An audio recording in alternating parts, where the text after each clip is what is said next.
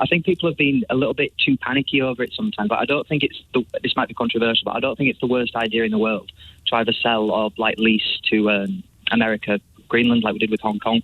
Because I can defend that and go into detail, but the main reason is because I think we need the rare minerals and the microchips, which make Greenlandic people richer, and then for consumer goods in Africa that needs industrialising, or microchips that everybody needs, even the Chinese and the Russians. But it doesn't require America to do that, does it? It requires American investment and capital investments, certainly, and I think that the which can happen but that can happen without handing over your nation, can't it? We had American investment and we didn't hand over the UK to the US. No, certainly not. I mean, we do have a few air bases like the Americans already do on Greenland. So I think the rhetoric around military action, I think that's just been, in my personal opinion, sort of the old political order in Europe and the United Kingdom. And even within America, the Democrats been attacking European history and things like that. It's basically they've all been fretting and over-analysing things. Well, in reality, I think the play always was to say, I want Greenland, and then Europe would say, no, we won't give you Greenland. Trump would threaten military interaction. Oh, we'll invade you for Greenland. Europe would freak out, invest in NATO a little bit more, and then curtail to a beneficial economic agreement that benefits everybody in the world, which is kind of what's happening. But a lot of people have been calling in, panicking, genuinely worried about war. But would you not be... It's bad to talk about economic and geopolitics in those terms. But would you not be... Well, the reason people are talking about war is that he and some of his administration was saying they would invade at one point, remember? But do you, think for a second, Tyler, you're a Yorkshireman, I presume. You sound a bit like you should... Well, you live in Leeds. Are you a Yorkshireman? A generic northerner. A generic northerner, okay. Well, anyway, let's say you're a Yorkshireman. And America says it's going to take over West Yorkshire because of minerals, because of this, because of that. You wouldn't be too pleased about that, would you? I'd say how much and what are you bringing? Are you sure you're not a Yorkshireman? It's about the money. It's about the money, you see. Of course, I don't want to... It's the Greenlandic people themselves deserve self-determination. Exactly. That being said, it is also a very... my town is bigger in population than the entirety of Greenland. A lot of it is desolate areas. There's climate change that's coming in. Most of the polar bears are already dead as well, so there's very little green belt land in Greenland. So I think the opportunities for economic development, they get to say, don't they? If companies come in, don't they get? Yeah, certainly, and that's... Well, they get jobs, they get money, and I think they'd have a better say than they currently do under the Greenlandic system. Because the Kingdom of Denmark has been unfair to Greenland historically. Even the Faroese Islands, there's political parties that advocate for more Greenlandic or Faroese autonomy from Denmark. And I think that a lease sort of system, maybe if America gives 10, to be fair, the United Kingdom has more rights to Greenland than the Kingdom of Denmark. We used to be in the North Sea Empire about 1,000 years ago, so maybe Denmark could sell Greenland to us, and we'd lease it to the Americans. You've gone full Trump. Tyler, thank you for your call, Tyler in Leeds. He'd say how much and then lease it to him. Robert in Brixton. Hello, Robert. Hello, Sheila. How are you? I'm okay, thank you. Yes, how are you doing? Good. I just think Trump, if you take away all the analysis, he gets it right on a lot of things. So I did 45 years in the military, and when I first served in Germany at 17, it was more or less the start of the Cold War. Mm-hmm. So Trump is looking forward. China and Russia may not be a threat now, but they definitely will be more of a threat in the future. So you've also got, Trump will always go in. I was in sales. So you always go in and say, right, that's going to cost you £200. You only want £100. You don't want 50, so you get 100. Yeah, but he's not the first. I know, but he's not the first negotiator to do that, is he? That's the basics of negotiation. But I think you're onto something when you talk about how he's looking into the future for sure. And I don't know whether you've read Lewis Goodall's Substack article. If you haven't, it's worth a read, where he basically says what has been behind all of this and talked less about is that in his view, Donald Trump sees that America's global power, global control has been waning for years because of various shifts and changes around the world. He wants to secure his bit of the world, and he'll let China and he'll let Russia secure their bit of the world, which doesn't bode well for Ukraine, but let's see where that goes. But I think there's something in that. I think there's something in that. If you look at his decision on NATO's GDP, we weren't paying 2%, so he got that right. I don't know what Starmer... Which even Mark Rutte is accepting, isn't he? The NATO chief. And I don't think Starmer got it right, and the Europeans are sending troops in. I mean, that was a totally overreaction at that stage. And Starmer never acts independently. Well, the troops weren't sent in an aggressive sense. They were sent in on exercises that had been long planned, is my understanding. It was, but it's you can argue on that. And also on fuel. Britain doesn't contribute a huge amount to the global warming. So what he's said, and he said it at a conference in his statements about 3 years ago, is let's use fossil fuel until we've got our act in order for the others. What we've done is we've disadvantaged the British people, and we've got the highest energy prices in Europe. Yeah, I think what he said yesterday about the UK's electricity prices would have chimed very much with an awful lot of people in this country. I am from Denmark, but I lived in London since 1987. But I got a lot of Danish friends, and they're all telling me that there is, from 1951, there's already been an agreement with, and there are spots where they have said US can put bases up there, and they're already in agreement. So all think that now Trump is just going to come up and say, oh, I have negotiated this and we are having these spots that we can put soldiers on. And then as soon as he's in the door, he's going to go for the rest. And he also recently said, we have a Second World War, we saved Greenland and gave it back to Denmark. Denmark has been on a Danish mandate for 800 years. I mean, he's absolutely... Yeah. And Woodrow Wilson, the American president, signed a treaty to that effect as well. Yeah. But America does have troops on the ground in most European countries in one way or another, some more than others. There were air bases. There were American air bases just up the road from me when I was growing up in Warrington. I was in Liverpool. They were in Warrington. Burton Wood Air Base. And I went there once as a reporter, actually. And it was like, and actually, oddly, now I think about it, it was like walking into America. Once you were through the doors and walking around the grounds, everything looked and felt American, if you see what I mean, the look of it, the sound of it, the feel of it. But it doesn't mean they're taking your country, Burton Wood is still very much in the UK. No, but this is what I'm afraid that he would do, because he is so unreliable. And then also you have both Trump and Vance coming back to America and say, the Greenlander wants to be Americans. And the Greenlander says, no, we got free health care and irrigation and all sorts of other things. We do not want to be American. But what they're afraid of, he is going to get a foot in, and then they're going to come in and take the rest. It just seems to me that if the EU countries, the NATO countries, as they have clearly done, band together very strongly and just really stand firm as one, which they did, that it has an effect. And I do know that clearly Donald Trump is a man who likes to wave his power around. Yes. He verbally and in reality.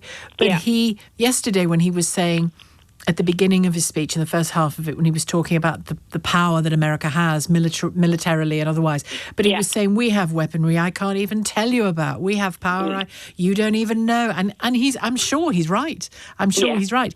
But I just don't think they're going to wield it over Greenland. No, what I also think is, he said something, we don't want to be a neighbor to Russia and in China, and the whole of Denmark was laughing because you have Alaska almost sitting on top of Russia. So, but what it is because they can't trust him. And what they're saying, if there are going to be agreement, they're going to be really some set line, which strong red lines, strong red line, which he cannot, he make an agreement and then he goes and break them. And what about his MO generally? This it's difficult to get a handle on, isn't it? Because in Venezuela, boy, did he mean it. He went in there, he kidnapped a president, he bombed parts of the country in order to do that. And now the new president in situ seems to be cooperating fully with him in order to not be taken over militarily any further. She's cooperating on oil in a way that Maduro wasn't, so he got his way. It's a different scenario with Greenland and Europe, isn't it? What they're really using is Ukraine, because there is this great support for Ukraine then Greenland said, if we have a strong EU, and Canada is going in as well, we can make these red lines. About Ukraine? No, about Greenland, because we have seen what happened with Ukraine.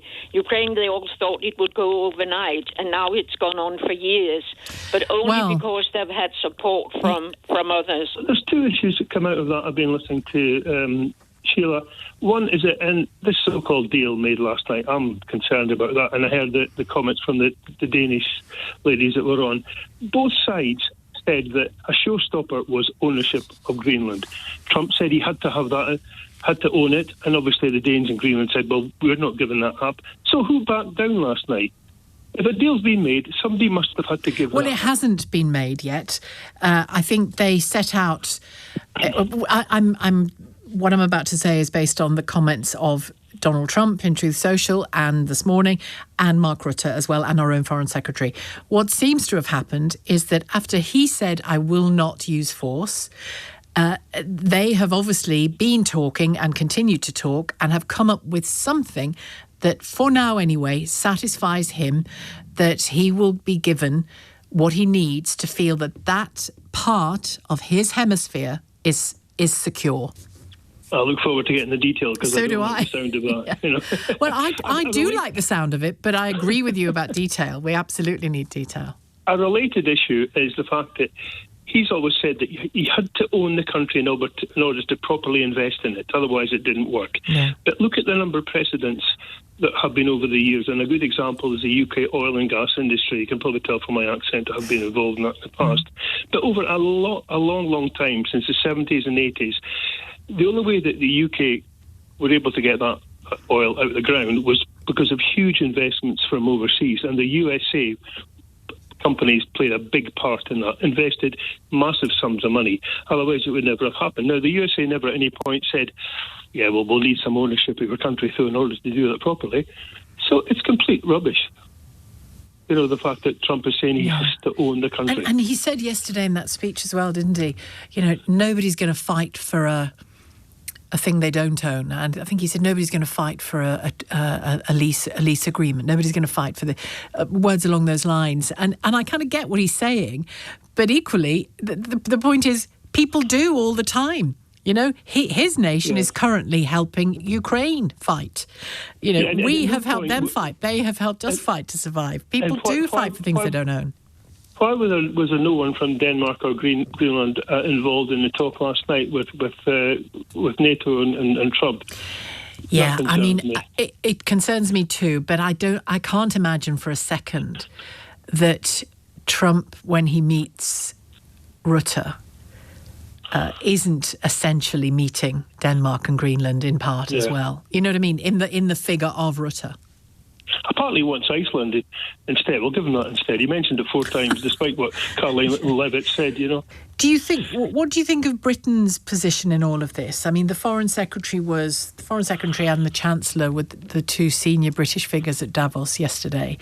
And it was the Foreign Secretary, Yvette Cooper, speaking today, doing the interviews this morning about both the Board of Peace stuff and about Greenland as well, and that Arctic sentry. How did you rate what you were hearing from our end of things? It's very difficult because, I mean, and Starmer is, you know, you're damned if you do, you're damned if you don't. You know, he's been criticised for doing too much travelling, and he didn't this time, and he's been criticised for that. I think I did like the approach of the likes of France and Canada a little bit more, because it's all very well, you know, Starmer saying that we have to be diplomacy at all times, and there was no way he was going to lose the rag with he pushed Trump. A bit, though, didn't he, in Parliament yesterday? He pushed a bit more than he normally does. I liked the Macron. Thought that was good, despite the fact he was being ridiculed by Trump about his glasses, but never mind. What the hell happened? What do you think? I know. What did you think of what Trump said yesterday about North Sea oil?